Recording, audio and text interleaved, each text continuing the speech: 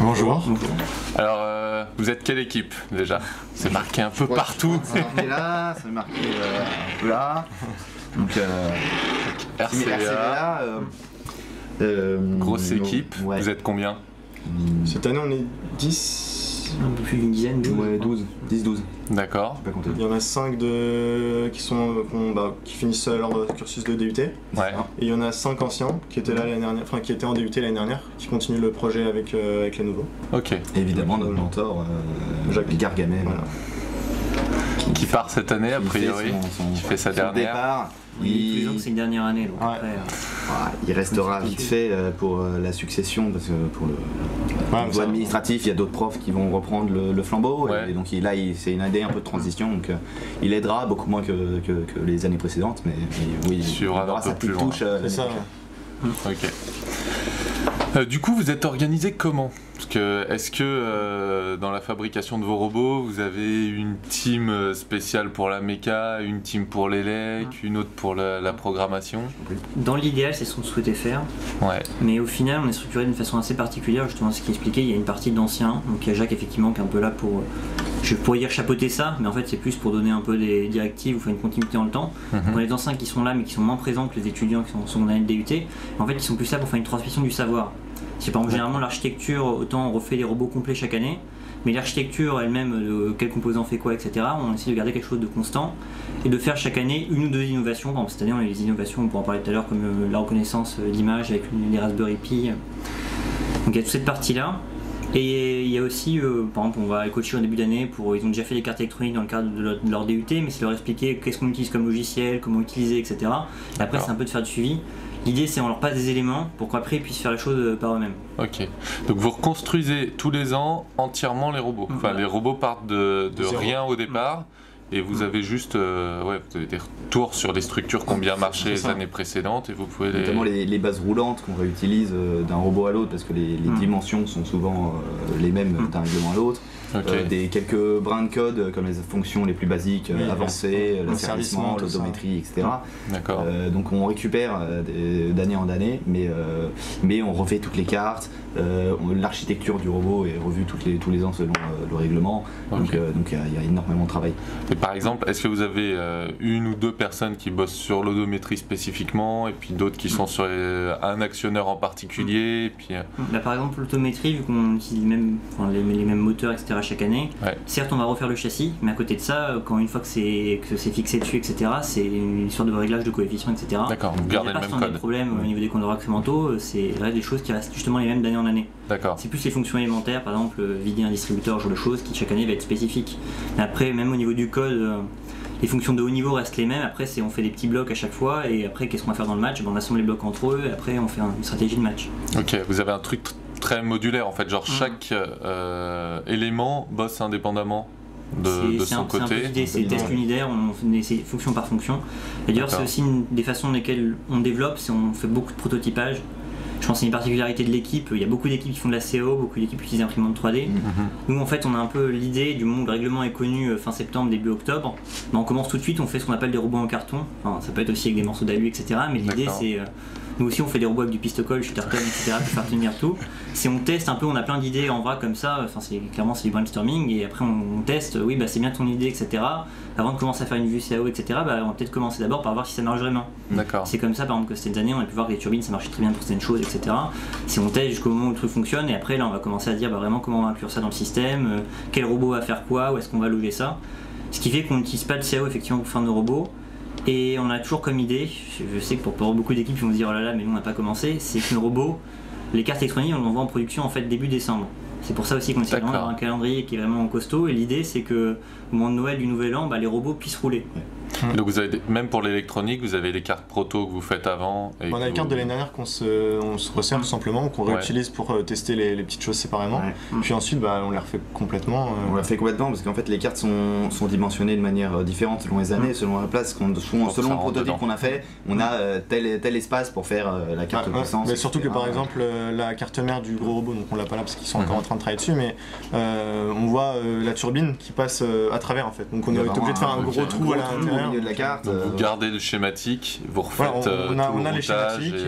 Voilà. C'est ça. Ok. Et puis après on ajoute selon s'il nous faut plus de LM, on va rajouter quelques Plus de LM, on va en connectivité, enlever, etc. etc. Enfin tout ce qui va être connectique. On a toute notre bibliothèque de composants, puis on met ce dont on a D'accord. besoin Ouais, c'est ça. et un peu de secours évidemment parce que On adapte, au cas où on veut mettre des nouvelles technologies ou des choses qu'on n'avait pas pensé au début, bah voilà, on se laisse une marge de progression, mais voilà. Et l'idée d'avoir les robots qui roulent du moins début janvier, c'est vraiment de pouvoir commencer à tester toutes les fonctions et fiabiliser les choses. C'est un peu d'avoir des fonctionnalités, bah oui ça marche dans ce cas-là, mais après on va tester tel cas, on va un peu changer les éléments de jeu, etc. parce qu'on sait qu'il peut y avoir des tailles différentes, etc. quand on va arriver à la Coupe de France ou la Coupe de France, etc. Et du coup, quand vous arrivez genre en décembre, vous avez une base en janvier, vous avez une base qui roule. Vous avez déjà commencé à designer tous les actionnaires qui vont aller dessus à cette étape-là. Ou vous attaquez qu'à ce moment-là. On sait déjà où on va les mettre, mais par exemple, on va commencer par mettre un bras d'un côté, etc. Puis ensuite on va faire l'autre, etc. Mais on sait déjà où ils vont aller. D'accord, vous savez la forme qu'ils ont, où ils vont aller et tout ça. Et Après après, ça, on le savait en début d'année qu'il ressemble à ça. Bon, après, il y a 2-3 modifications, notamment, beaucoup de modifications. notamment l'ascenseur qui est devant. Là. ça, le petit ne devait pas construire à la base, ça a été fait. Et là, il est bloqué. C'était fait 2 semaines avant. C'est ça, 2 semaines avant la Coupe. D'accord, Il y avait des modifications. ok. Vous faites toutes les actions de la table. Ouais. Toutes les Si on a le temps de les faire. Oui, on va juste pas éteindre notre adversaire. Ok, C'est la seule action, je pense, qu'il ne fait pas. d'accord. Et au niveau stratégie, ça se passe comment les robots causent entre eux déjà, je suppose. Vous savez à tout moment où est positionné l'adversaire.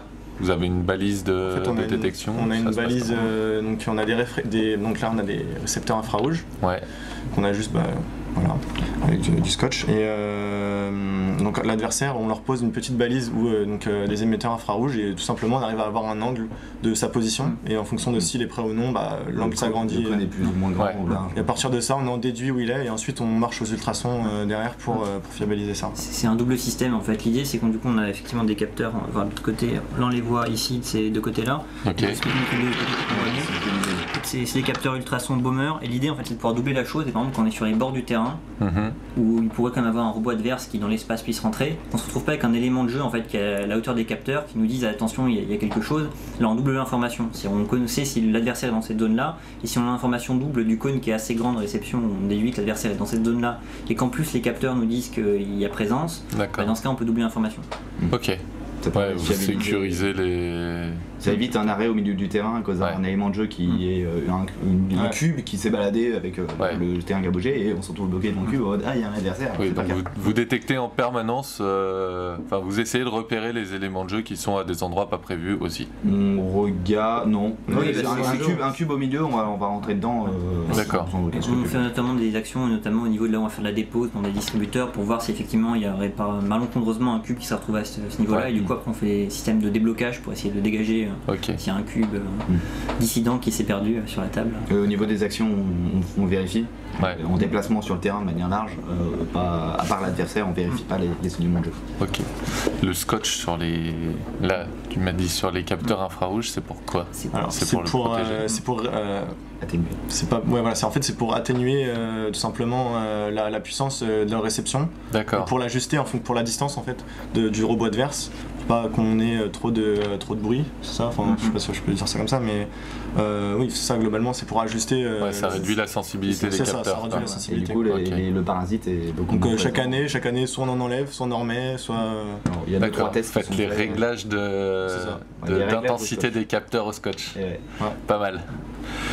Vous avez quoi comme c'est quoi le contrôleur qui pilote le truc? Est-ce que c'est On a- vous avez un Linux embarqué ou vous avez du tout, une nous- carte Nous, on fonctionne en 8 bits. D'accord. On a un ATmega 128, il me semble, qui gère le plus gros C'est sur bien la ça. carte mère. Ouais. Et ensuite, on a 2 esclaves, donc c'est des RD2, voilà, Mhm. qui Mais- tout simplement, qui communiquent ensuite et qui font le plus souvent c'est les PWM pour les cerveaux, il me semble. Et tout ça communique en SPI. Voilà.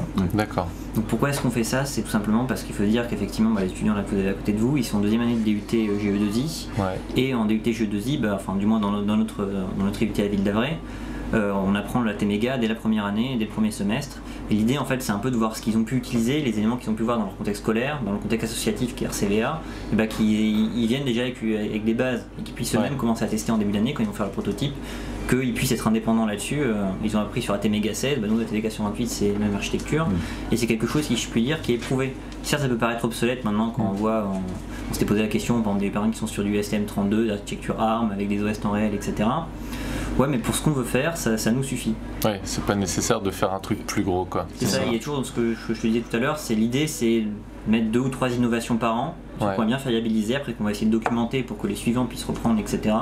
En ayant les éléments. Après, si à vouloir faire plein de nouvelles choses, etc., c'est sympa d'un côté, plein d'innovations.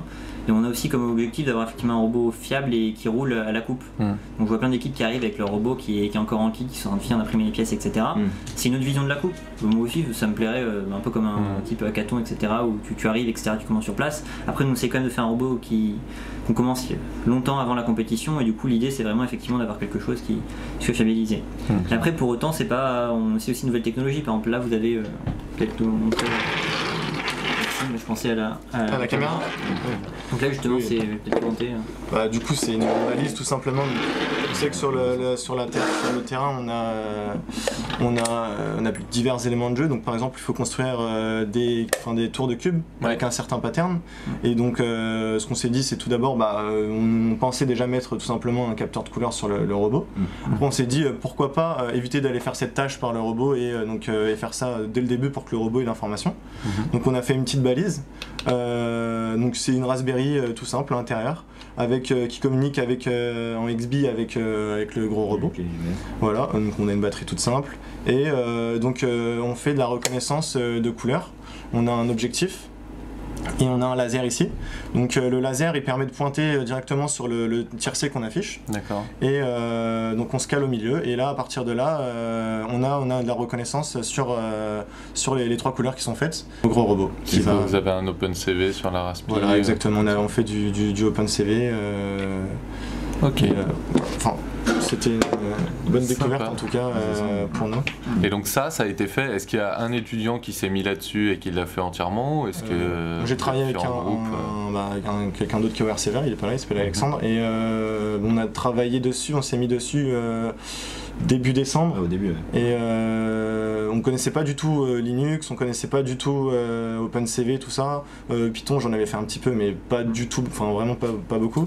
Donc c'était vraiment une grosse découverte, mais on s'est dit bon on teste si ça marche ou si ça marche pas, tant pis, de toute façon on a un capteur de couleur qui peut aller lire le tiercé. Donc on s'est dit bon ça coûte rien, ça fait un projet en plus à rajouter et au moins pour les années suivantes on peut essayer maintenant de tester de nouvelles choses avec une caméra. Ouais. Sinon vous aviez la possibilité de toute façon de le faire avec le capteur. Exactement. Alors qui est sur le petit ou sur le gros? Sur le gros. Qui ne l'est plus maintenant. Du coup on l'a retiré. On l'a viré. Du coup vu que ça marchait. Ok. Mais oui, effectivement, on a rencontré pas mal de soucis au niveau des lumières, etc. On s'est posé beaucoup de questions sur le fonctionnement, de se dire, si à la coupe ils vont nous mettre des lumières bleues, des choses comme ça, on est fichu, on peut rien faire.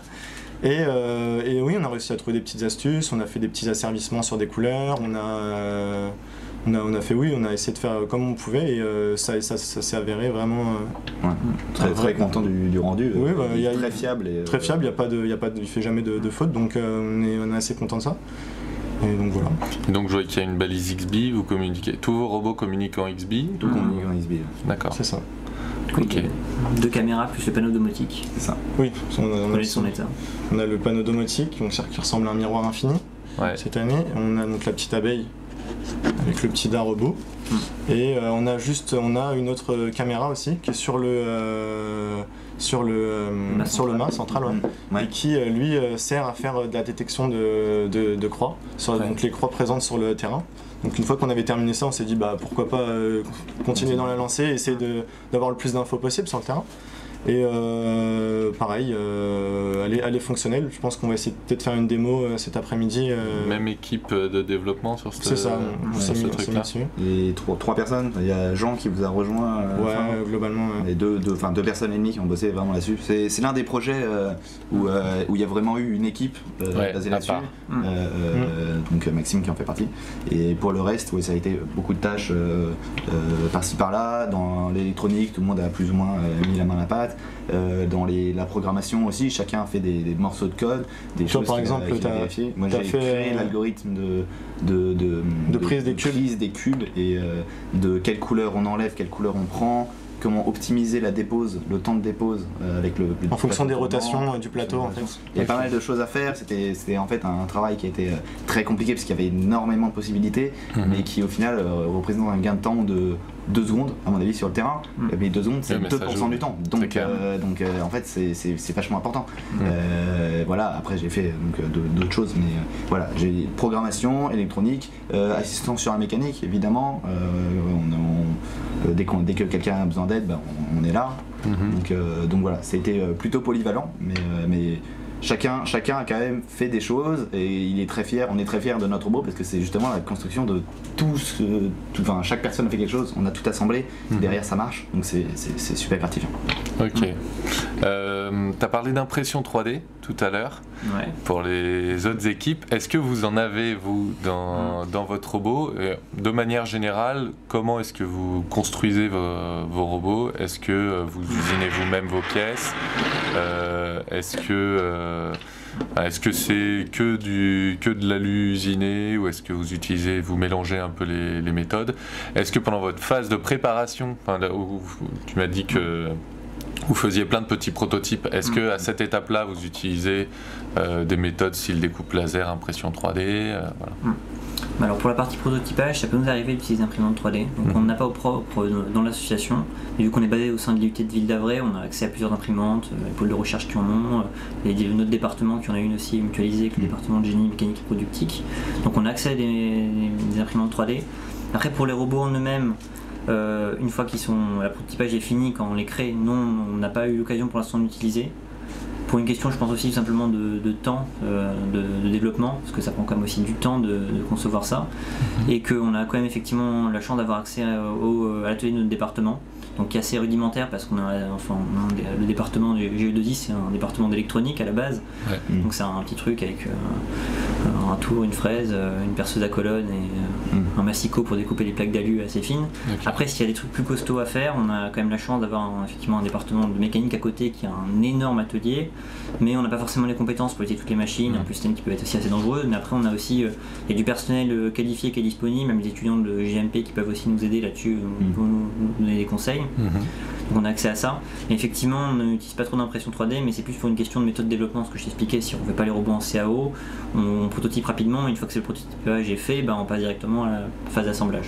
Donc ça peut quand même avoir par contre un défaut, qu'au niveau de la conception, à des moments, on ne sait pas vraiment où loger les choses. Ça veut dire c'est bien les plans en 2D, etc., mais t'as beau faire des vues de côté, etc., pour te dire tiens, est-ce que ça va rentrer, il y a des mauvaises surprises, on peut dire, mais il y en a aussi des bonnes. Par exemple, le système du fait que le petit robot ait pu construire, à la base on ne l'imaginait pas.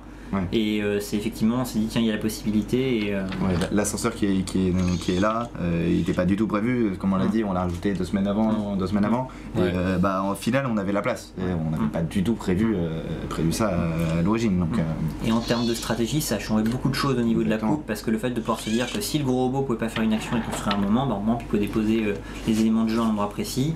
Il communique du coup avec le petit va récupérer les éléments, il peut construire, etc., ce genre de choses. Alors du coup, comment vous faites pour 2 semaines avant la coupe réécrire une partie de la stratégie sur ce genre de robot? Vous avez quand même des stratégies qui sont assez évoluées. Oui, mais les stratégies, ce que je t'expliquais tout à l'heure, c'est-à-dire c'est vraiment une question de tâches. On fait les tâches de façon unitaire, et après c'est ça, c'est tu actives ou non, il fait telle tâche. Tu peux faire un match séquentiel en te disant par exemple tiens, il va faire cette tâche-là avant cette tâche-là, etc. Après, s'il est au cours de ce match-là type où le principe il rencontre pas l'adversaire, si à un moment il rencontre l'adversaire ou une action qui est mal réalisée, mais il va recalculer au niveau des scores, se dire attends, quelle action est la plus rentable en fonction du temps, etc. Et en fait le match va s'adapter en fonction de ça. Ça dépend à la fois de l'adversaire, de si on a réussi les actions ou non, ce genre de choses. Il revérifie tout en permanence. Et notamment, on a vu qu'il y avait, ce qu'on a trouvé nous super sympa, l'histoire des calculs de score, il fallait prédire le score qu'on allait faire, etc. Ce qui est assez sympa là-dedans, c'est de se dire que justement notre robot, on a fait en sorte le plus possible d'avoir des actions où il sait à un moment donné, tiens, est-ce que j'ai réussi ou non cette action. Donc ça marche pas forcément à tous les coups, parce que par exemple on n'a pas trouvé encore de moyens de savoir s'il avait réussi quand il faisait un tir, si ça atterrissait vraiment dans le château d'eau. Donc on a pensé à un moment mettre des barres de capteurs au-dessus du panneau domotique en se disant tiens, peut-être qu'il pourra voir si c'est arrivé, mais bon, on est limité aussi en poids sur le panneau domotique, en plus on a pensé ça plutôt sur la fin. Et sinon c'est assez sympa ça. Ok. Est-ce qu'il y a eu, là du coup sur vos 2 robots, et sur vos balises d'ailleurs, des trucs dont vous êtes particulièrement fiers, des trucs où c'était pas gagné à la base et où au final c'est cool quoi, ça marche vraiment bien et... L'ascenseur déjà, le fait de l'avoir mis dernière minute, ça on est très content. Tu parles de l'ascenseur du petit ? L'ascenseur du petit, ouais. Voilà. Toi, moi je sais que la balise, j'en suis très fier parce que je peux dire que j'ai vraiment beaucoup galéré. Surtout quand tu connais pas Linux, tu découvres et t'es perdu en fait, tout simplement dans tes installations déjà. Et ensuite dans la lecture de... Nous on est plus lecture de datasheet, directement de microcontrôleurs, ce genre de choses là. Et le fait d'utiliser des API sur internet c'est quand même un peu différent. Du coup c'était aussi une découverte et donc pareil c'est une totale découverte, surtout que personne n'en avait jamais fait. Du coup voilà, moi j'en suis assez fier et voilà, je suis content aussi qu'on puisse peut-être réutiliser le genre de système les ans prochains, donc c'est ça qui est bien aussi surtout. Justement, par réutilisation, on pourrait dire l'année dernière on a justement eu déjà un système, on a utilisé turbine pour éjecter également des balles, des balles en polyester. Mais là cette année du coup on est reparti sur cette technologie là. Et après on voit d'autres équipes qui ont testé d'autres choses, le système des rouleaux, par exemple je pense à Robotech Legend de Montpellier, qui était aussi une solution qui pour le coup marche bien. Nous après c'est vrai qu'on a bien eu pas mal de réussite l'année dernière avec les turbines, donc on est reparti sur cette technologie là, donc ça a été assez pratique. Après c'est vrai que les matières des balles étaient un peu particulières, donc on a dû trouver des solutions pour pas que ça accroche dans le système interne du robot. Mais moi ce que j'ai pas mal aimé sur le notre robot c'est effectivement le système aussi de construction. Au début on a pas mal de soucis parce qu'en posait les cubes ils étaient pas forcément bien alignés, du coup les tours s'effondraient et au final en mettant des capteurs au bon endroit et en faisant un bon algo pour construire, ça a permis de faire des choses fiables. Et du coup tu parles des balles qui accrochent. Ça vous l'avez testé et vous avez corrigé le problème à l'étape de proto ou une fois que votre robot était assemblé, vous avez rajouté du scotch et des machins pour éviter que ça... On a réussi à faire un proto qui à ce moment-là marchait, mais après les matières qu'on a mis, on faisait un barillet en carbone, etc. Il y a forcément un endroit dans la réalisation où ton petit morceau, etc. que tu as fait avec du carton, du scotch, de la glu, etc. Ça marchait, et après quand on l'a fait on a dû mettre des matières au bon endroit, etc. pour éviter que ça glisse, faire quelques petites modifications parce qu'il y a un endroit où ça bloquait. En parlant justement de l'envoi des balles, le truc où on a pas mal galéré aussi c'est surtout le système le tube qui envoie le canon. Alors ça on est passé par... on a vraiment testé beaucoup de choses parce que les balles partaient avec une turbine, ça envoie beaucoup d'air et du coup l'air se disperse et on pouvait se retrouver avec des balles avec un même tuyau qui partait plus par là ou plus par là. Du coup on pouvait jamais être sûr de où est-ce qu'on envoyait et au tout début on était parti avec un bout de... c'était du PVC, ça, le tuyau de plomberie tout simplement. Voilà, on est parti avec ça et ça accrochait et du coup ça accrochait un petit peu, ça donnait des faux mouvements à la balle et du coup la trajectoire était pas bonne. Même si on est parti sur un truc pour les voitures. Il me semble que ça se met pour les voitures. On a testé plusieurs choses et il s'avère que on a trouvé l'angle, je pense, qui suffisait, où les balles passaient tout juste. Donc là, on a réussi à limiter sur ça, mais je pense qu'on a mis pas mal de temps sur ça. On a perdu pas mal de temps. Et du coup, vous avez fini avec quoi ? Au final, c'est le truc de voiture. Le truc de voiture, c'est ça. Je saurais pas te dire quel est le nom. Oui, c'est quoi ? C'est un tuyau en plastique ou en métal ? C'est une sorte de truc hybride en fait qui est renforcé dedans. D'accord. Je crois que c'est pour l'évacuation de l'air, si je dis pas de bêtises. Okay. Je sais vraiment pas où on l'a trouvé. Vous testez plein de trucs. Je suis arrivé un jour, il y avait ça sur la table, j'ai fait... Oui, d'ailleurs, ça se passe comment vous trouvez ce genre de truc ? Vous lâchez des gens dans des supermarchés en mode démerde-toi, trouve-moi un tuyau. Très efficace cette année. Ça va se finir avec des tubes de Pringles, ça fait. Parce que vraiment, notre local, c'est une caverne d'Alibaba. À certains moments, si tu cherches un truc, puis tu discutes avec quelqu'un qui était dans le club il y a 3 ans, qui dit ah ouais, mais on avait déjà eu ce problème-là, etc. Regarde dans telle armoire, tu te mets à fouiller, tu trouves un truc, ah ouais, ça peut faire l'affaire. D'accord. Vous avez plein de trucs et vous avez tapé dedans. Puis on oublie en plus ce qu'on a. C'est ça aussi la force de l'équipe, le fait que depuis ça fait 20 ans et donc en 20 ans on a eu le temps d'accumuler du matériel pour pouvoir le réutiliser tous les ans, donc c'est ça qui aide. Et justement tu parlais de documentation tout à l'heure, de quand vous faites un assemblage, vous documentez. À quel point est-ce que vous documentez ? Est-ce que vous faites ça pendant que vous développez le truc ou après ? Genre est-ce que là après la coupe vous avez eu 20 pages à sortir chacun Concrètement, ça c'est l'idéal. Dans l'idéal, on documenterait beaucoup. Je pense que c'est le problème de tout le monde. Là. Je sais pas si on est les seuls à être dans ce cas-là. Non.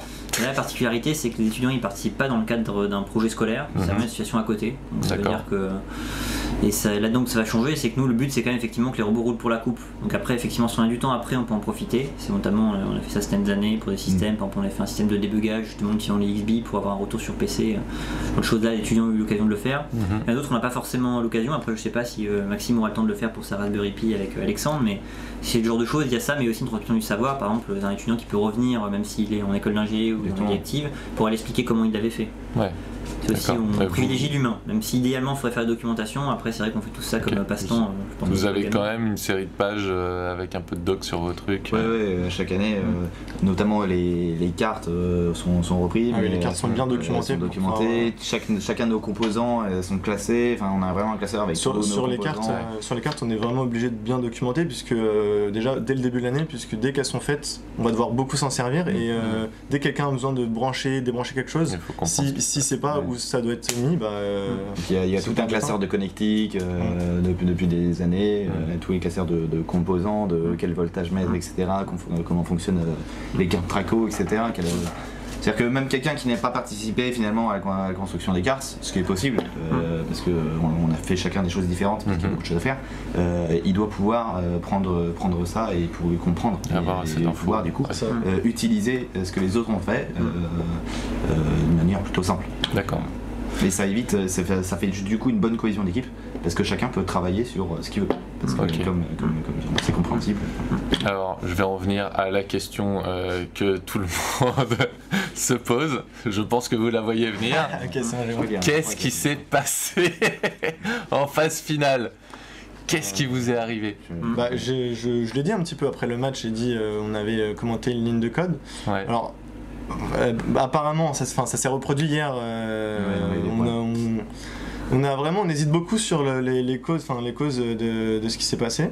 Alors, quand on met notre tirette, il est censé la détecter. Ça peut être un problème au niveau du code où il est venu. Il y a 2 interruptions qui sont mises en même temps, c'est-à-dire qu'au tout début du match, le gros robot va dire au petit robot j'ai eu une tirette, du coup tu peux commencer à te positionner bien pour dès que j'ai la tirette, tu peux partir. Et là, vu qu'il y a une communication XB qui se fait avec les balises, il y a beaucoup de choses qui se passent en même temps. Et puis comme je pense qu'on a un 8 bits aussi, je pense que ça peut jouer aussi sur peut-être les performances. C'était Benoît qui pourra plus répondre à la question vu que c'est lui qui tenait RSN pour le soft, mais c'est un problème concrètement d'interruption. On avait des soucis d'envoi d'ordre par XB et on a voulu en envoyer beaucoup plus, sauf qu'on l'a saturé au niveau d'interruption. Et concrètement, ce qui est assez perturbant, c'est que les robots sont bien positionnés parce que la saturation commençait du moment où on retirait la tirette. D'accord. C'est-à-dire ça fait planter le gros robot, concrètement il était même plus à service, c'est vraiment l'interruption à tout planter. Et du coup il a même pas pu envoyer une ordre au petit en lui disant de partir, ce qui fait qu'en fait aucun des robots est parti. D'accord, c'est le gros qui signale à l'autre de partir. On a la possibilité effectivement de mettre une tirette aussi sur le petit, du coup c'est ce qu'on fait pour éviter, pour assurer la chose pour la fin de la compétition. Mais pour gagner du temps en fait, vu que c'est quand même beaucoup plus précis, ça reste quand même humain le fait de retirer 2 tirettes en même temps, du coup on a calculé pas la dixième de seconde près mais quasiment le moment où le petit pouvait partir après le gros. Et du coup, effectivement, on utilise le gros robot qui est le premier à partir, du coup, avec sa tirette qui donne l'ordre au petit. D'accord. Et pourquoi vous avez eu à rajouter ces échanges En fait, oui, c'est exactement ça. En fait, à la base, dans les phases de qualification, on s'est aperçu que le gyro qui calibre le petit robot se calibrait pas forcément très bien et le robot se désaxait. En cas d'attente prolongée dans un match, avec par exemple les arbitres qui peuvent parler, parce que les caméras, parce que le public, etc. Les robots peuvent rester en position d'attente du top départ plutôt longtemps. Et au fur et à mesure, j'ai vu qu'ils s'étaient décalés.